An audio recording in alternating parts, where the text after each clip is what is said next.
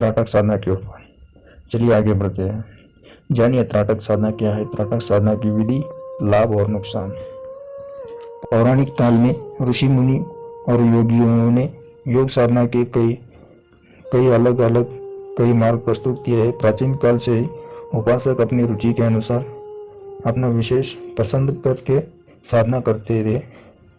अष्टांग योग, हठ योग, लय योग, सहज योग, ध्यान योग आदि साधना के प्रमुख विषय है। त्राटक द्वारा मन और दृष्टि को एकाग्र करके आत्मशक्ति की प्रचंड शक्तियों को जागृत किया जाता है। कोई योगी सूर्य, चंद्र, दीप, इष्ट मूर्ति ऐसे कोई भी प्रतीक पर त्राटक उपासना करके आत्मशक्ति को जागृत कर सकते हैं। इस साधना में कोई पूजा मंत्र आदि का विधान नहीं होता।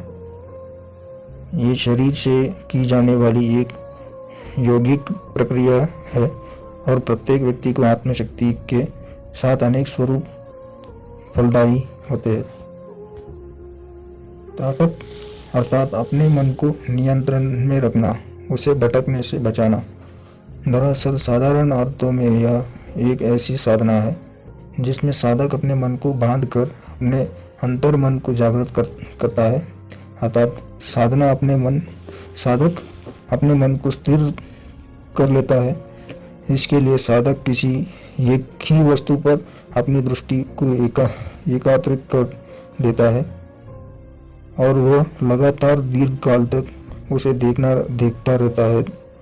इसी क्रिया को त्राटक कहते हैं। इससे दृष्टि की शक्ति जागृत हो जाती है, अर्थात सक्रिय हो जाती है। आपकी तीसरी आंख पूर्ण रूप से खुल जाती है और आपको दिव्य दृष्टि की प्राप्ति होती है।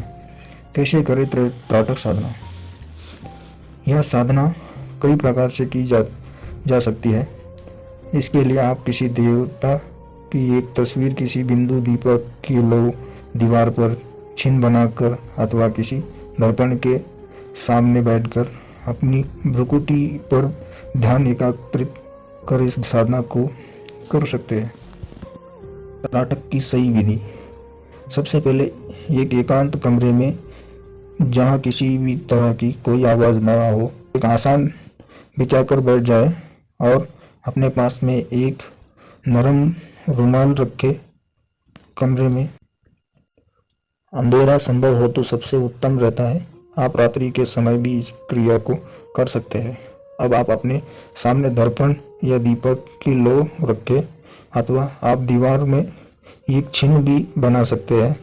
जैसे कोई भी पेपर ले लीजिए, आसान भाषा में समझा दो। दीवार पे आपके भ्रुकुटी के ठीक जहाँ पे आप बैठते हैं उसके सामने दीवार पे लटका दे व्हाइट पेपर।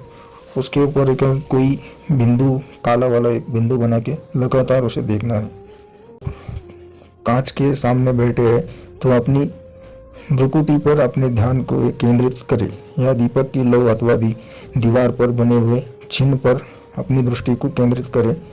लेकिन ध्यान रहे अपने इस साधना के लिए जिस माध्यम का चुनाव किया है वह एकदम आपके नेत्रों के सामने और कम से कम 2 फुट की दूरी पर हो।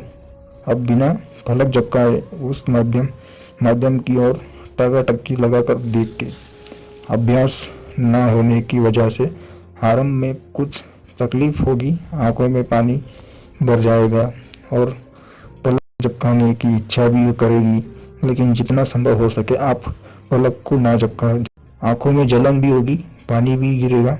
पानी गिर रहा है तो नरम रुमाल से उसे हल्के से पोंछे।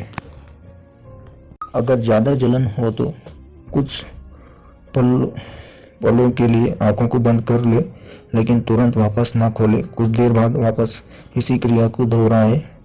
प्रारंभ के कुछ दिनों में इस क्रिया को कुछ देर करें, फिर इसके समय की सीमा बढ़ाएं।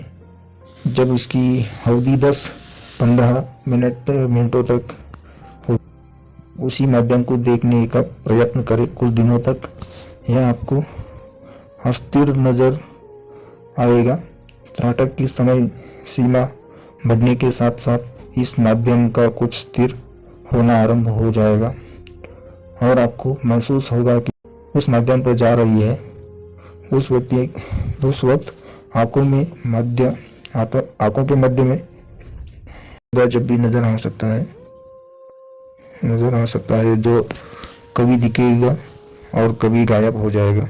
जब वह धब्बा आपको स्थायी रूप में नजर आए त्राटक के वक्त और आपको लगे कि आपकी आंखों से पीले रोशनी निकलकर उसके ऊपर पीला धब्बा बना रही है, तब अभ्यास की अवधि और बढ़ा दे। अभ्यास बढ़ाने पर पीले रंग के धब्बे के जो बदले काला, हल्का काला, लाल या पीला रंग दिखाई पड़ सकता है।